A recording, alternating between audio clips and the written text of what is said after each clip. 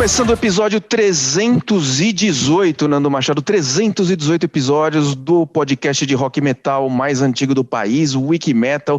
Um prazer estar aqui, um prazer estar falando de Chester Bennington, uma lenda, né, que infelizmente há 4 anos atrás nos deixou. Essa semana ele estaria completando 45 anos de vida, o vocalista do Linkin Park. A gente vai falar um pouco sobre a carreira dele, vamos celebrar um pouco a vida dele, a obra dele, e um cara que foi histórico, assim. Eu e você, né, Nando, a gente pertence até a uma outra geração, onde tivemos outros heróis, mas tem uma geração aí que veio depois da nossa, né, que o Chester realmente é um dos ícones, né, um dos caras que ditou o que aconteceu, assim, para toda uma geração, né. Exatamente, Daniel Dissler, mais uma vez um prazer estar gravando aqui o Wiki Metal com você.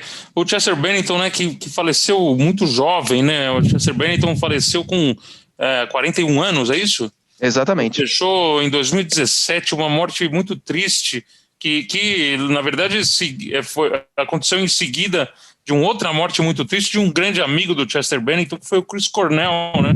Chris Cornell, que tirou a própria vida. Eu fiquei muito chocado quando aquilo aconteceu, e logo na sequência um outro representante aí do rock, eu falo de novo, ele entrou na banda em 99, mas a gente pode falar que uma das maiores bandas aí do rock desde os anos 2000, né? Do início dos anos 2000, representante importantíssimo do rock para essa geração mais jovem, mas uma pena, uma morte seguida de outra, assim, uma maneira totalmente triste e violenta, né, que aconteceram essas duas mortes relacionadas, né, Daniel?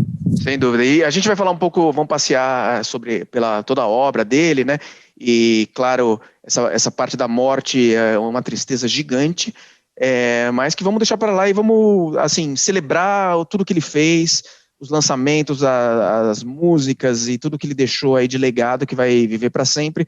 Como você disse, só para terminar essa parte do falecimento dele, a gente viu ele, né, eu e você, Nando, lá no gargarejo, na frente que a gente estava com aquelas credenciais do Maximus, por ser imprensa, pelo Wiki Metal, que a gente tinha, inclusive, bandas do nosso casting, né, tocando lá.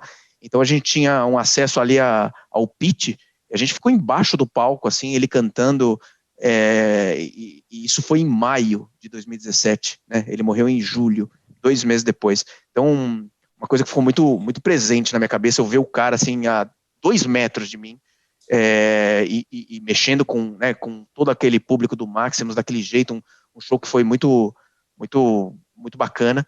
E 2 meses depois ele não estava mais com a gente, então foi realmente muito triste. Mas vamos falar da vida dele, vamos falar de tudo que ele deixou de bom. Como você disse, né, em 99 ele entrou no Linkin Park e realmente no ano 2000 eles lançaram Hybrid Theory, um disco icônico, né, representa para essa nova geração, né, que eu estava falando, não para nossa, o que foi, sei lá, o Paranoid, ou The Number, ou o Master of Puppets.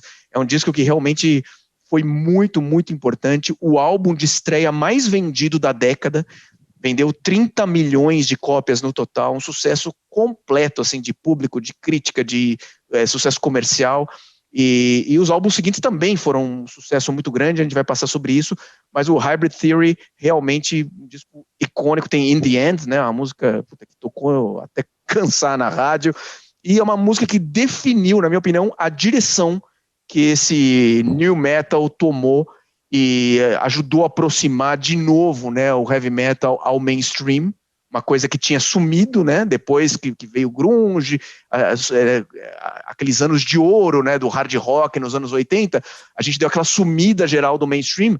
Nessa época, por causa desse disco, por causa do Linkin Park, por causa do Chester Bennington, o heavy metal se aproximou de novo do mainstream. É uma coisa muito marcante, né, Nando?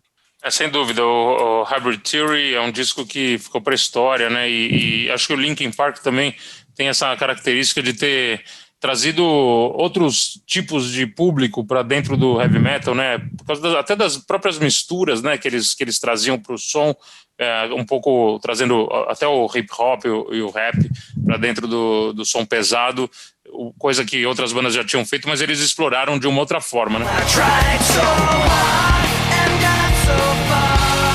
Em 2003 eles lançam Meteora, né, que segue nessa mesma cola do Hybrid Theory de ser um sucesso violento, premiado no Grammy, campeão de vendas.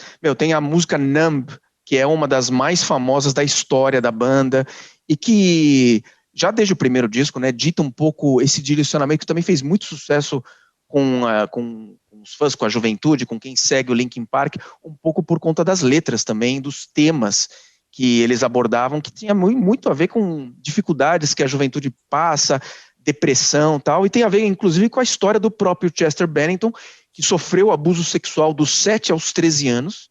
Isso, sem dúvida, influenciou toda a vida dele e, por tabela, toda a obra dele, né? E olha que coisa bizarra, né, Nando? Ele tinha medo de pedir ajuda para o pai, né, para a mãe, do abuso que ele sofria de um amigo, entre aspas, né, um inimigo, na verdade, mais velho, que abusava dele, e ele tinha medo de pedir ajuda com medo de que as pessoas pensassem que ele era gay, né?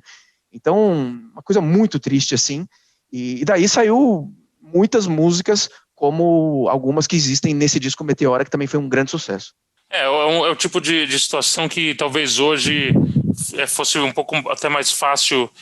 Claro que não é nunca fácil, né, tratar desse assunto, mas talvez hoje as coisas estão um pouco mais abertas, né? As pessoas estão podendo falar sobre esse tipo de assunto de uma maneira mais aberta do que na época, né? Na época acho que tinha muito essa conotação de homossexualismo e muita homofobia, que logicamente ainda existe, mas é muito mais difícil para um cara sair e realmente contar esse problema, né?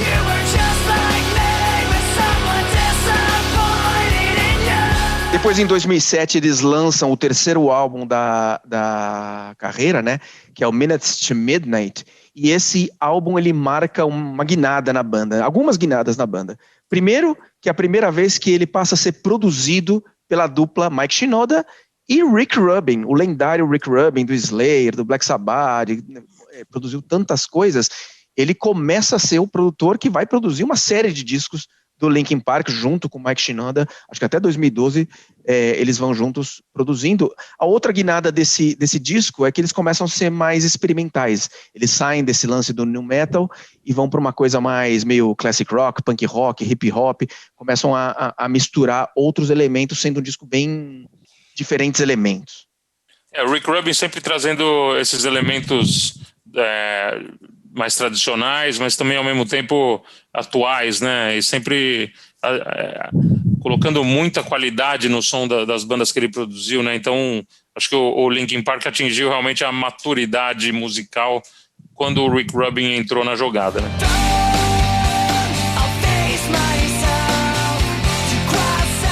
Bom, e antes, né, do Minutes to Midnight, de 2007, o Chester Bennington, ele fez o projeto paralelo dele, que ele criou em 2005, que é o Dead by Sunrise, que é um rock eletrônico.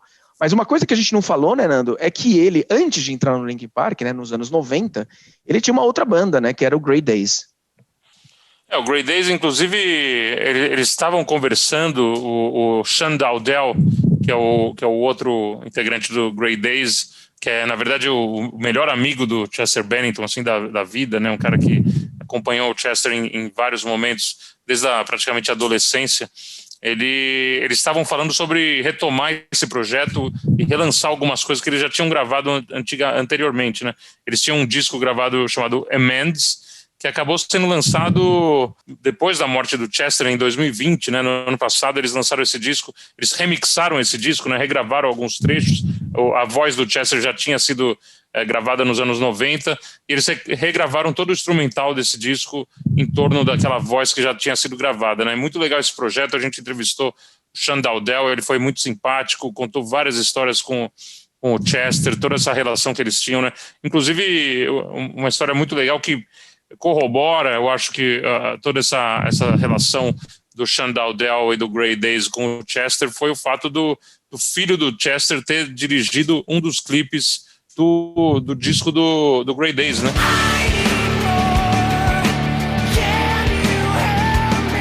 Bom, Nando, e aí em 2010 eles lançam o disco que tem a música que eu mais gosto deles, né? Não é uma música tão... Quer dizer, é um single e fez sucesso e tal, mas acho que é menos famosa que outras. Mas é a música que eu mais gosto. O disco se chama A Thousand Suns e a música que eu mais gosto é The Catalyst, que é a música, inclusive, que a gente já ouviu na abertura deste episódio. É um som muito, muito legal. e também mais um disco produzido aí pela dupla Shinoda e Rick Rubin.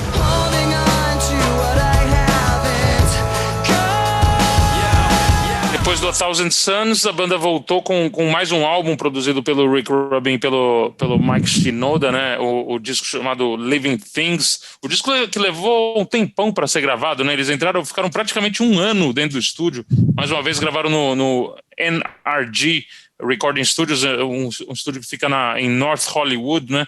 Eles levaram quase um ano para gravar e lançaram esse disco em junho de 2012, estreando em primeiro lugar no Top 200 da Billboard, né? Uma coisa que hoje em dia a gente é praticamente impossível um disco de rock atingir o primeiro lugar das paradas americanas, mas o Linkin Park conseguiu isso algumas vezes com alguns discos, né? Esse foi um deles. Esse foi um deles, e esse disco é o último, né, da dupla Rick Rubin e Mike Shinoda. Os próximos discos continuariam sendo produzidos pelo Mike Shinoda, mas passaria a ter como companheiro de produção não mais o Rick Rubin, e sim o próprio guitarrista da banda, né, o Brad Delson.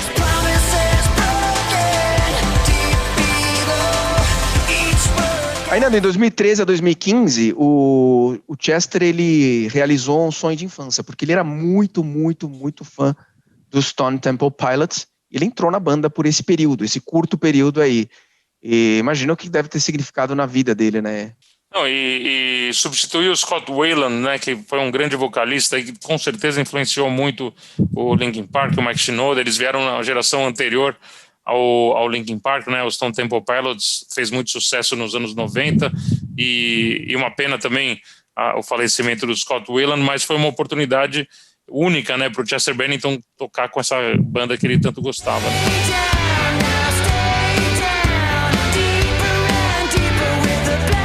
Em 2014, o penúltimo disco da discografia, né, do Linkin Park com o Chester, né, pelo menos, que é The Hunting Party, e é um disco que se caracteriza, né, além do que eu já falei, né, que a produção passa a ser de dois membros da banda, né, o Mike Shinoda e o Brad Delson, guitarrista. Esse é um disco que traz muitas participações interessantes, né? Tem participação do Page Hamilton, do Helmet, do Darren, do System of a Down, e do Tom Morello, do Rage Against the Machine. Bom, e aí acho que na semana que a gente assistiu o show deles ao vivo no Maximus, Nando, se eu não me engano foi naquela semana mesmo, um pouquinho depois talvez, saiu o One More Light, o último disco, né, lançado em maio de 2017, um disco que até lendo as letras depois em retrospectiva, sabendo o que ia acontecer em 2 meses depois, né, em julho, que ele ia tirar a própria vida, né, ia se suicidar, ele ganha uma conotação muito diferente. Tem letras lá muito emocionantes, assim, né, para quem é fã, realmente muito, muito triste. E bem, fica na memória esse lance da gente ter visto ele tão perto aí no Maximus. Tem umas fotos no meu celular que eu tirei com ele quase em cima de mim, assim, muito, muito marcante. Mais uma vez, né, a gente nunca imaginaria que isso fosse acontecer, nem com o Chris Cornell e nem com o Chester Bennington logo na sequência, né? Foi um péssimo ano para o rock. A gente perdeu 2 grandes ídolos aí, um dos anos 90, outro dos anos 2000, que tinham muito a contribuir ainda, né? Você vê que o negócio da depressão realmente é uma doença muito séria, tem que ser tratada aí com muito cuidado e no caso do Chris Cornell, lógico, tinha outros problemas aí de dependência química e tudo, mas a gente fica aqui, deixa essa mensagem para a questão da saúde mental, né? Isso é uma coisa tão importante que, felizmente, hoje em dia ela é falada com mais frequência e é um tópico que é mais lembrado e mais discutido, mais abertamente até, né?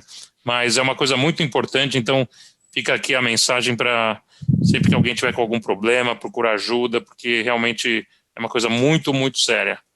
Sem dúvida. E só para terminar a parte do Linkin Park, eu tenho mais um recado para dar ainda aqui nesse episódio. A gente, que nem a gente falou, né? A gente é de outra geração, né, Nando? Então, as bandas que estão lá no Olimpo, pra gente, né? São essas, né? O Black Sabbath, o Iron Maiden, o Metallica, o Judas, essas bandas dessa geração, Led Zeppelin, Deep Purple, enfim. Mas veja a importância, né, do Linkin Park, né? Que é uma coisa que às vezes a gente não para pensar, né? O Linkin Park é a primeira banda de rock de todas a chegar a 1 bilhão de views no YouTube, né? Então, isso diz algo sobre a importância histórica da banda, né? A relevância que uma banda que teve esse cara brilhante que estaria fazendo aniversário, estaria fazendo 45 anos esta semana, no dia 20 de março, tem, né? Muito, muito importante, né? Muito importante. Vamos, como você disse no começo do programa, vamos celebrar a vida e a obra do Chester Bennington. A gente tem vários discos aí do Linkin Park, tem o disco do Grey Days, tem muitos vídeos aí que ele deixou com seus companheiros de banda. Mike Shinoda também já disse que a banda continua. Então, assim, a gente tem muito que comemorar e celebrar por ter conhecido, né, e acompanhado a carreira dessa grande banda, né? Who cares if one more light goes out in the sky? E a gente sabe que o Linkin Park já deu, apesar de ter ficado um tempo parado, né, depois dessa chocante morte do Chester Bennington, já deram declarações que a banda vai continuar. O Dave Farrell, baixista da banda, já disse numa entrevista no ano passado que a banda está trabalhando em músicas novas, tiveram remixes feitos aí e lançados, músicas em videogame e tudo, mas a gente espera um disco novo, músicas novas aí do Linkin Park, porque com certeza os caras vão dar o máximo para continuar com a carreira da banda, né? E eu acho que é o que o Chester Bennington teria escolhido, né? Sem dúvida, Nando. E para terminar, eu queria dar um recado. A gente sempre vira e mexe, dava dicas, né? Aqui, dicas ou de séries, ou de filmes, ou de álbuns. E faz tempo que a gente não faz isso. Eu queria dar dica de uma banda brasileira muito legal que lançou o seu segundo disco agora, recentemente. A banda se chama Insanidade. Ela é de Goiás. E o segundo disco se chama High Speed. Acabou de sair agora, faz um mês mais ou menos. E o primeiro disco se chamava Hello Suckers. E agora eles lançaram o High Speed, é um disco só de 12 músicas autorais, cheia de riffs legais, uma pegada meio punk rock, meio hardcore, assim, e queria rolar um trechinho da música que dá nome ao disco High Speed.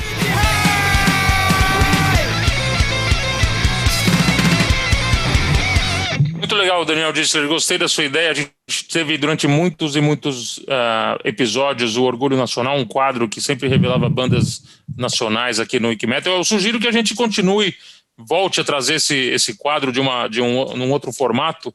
Eu acho que é legal a gente sempre dar uma dica de uma banda brasileira para os nossos Wiki Brothers, nossas Wiki Sisters. O que você acha disso? Não, vamos fazer, vamos tentar, e não precisa ser sempre brasileira, né, sempre uma dica, sempre cai bem, se a gente puder sempre, a maioria das vezes, né, ir prestigiando as bandas brasileiras, claro, também, mas vamos sempre trazer essas dicas aí, porque sempre é bom, né. Exatamente, dessa forma vamos encerrando mais um episódio do nosso querido Wikimetal, falando de Linkin Park e a falta que nos faz o grande Chester Bennington, mas vamos comemorar e celebrar a vida e a obra desse grande artista que faria seu 45º aniversário agora no dia 20 de março. Parabéns, Chester, onde quer que você esteja.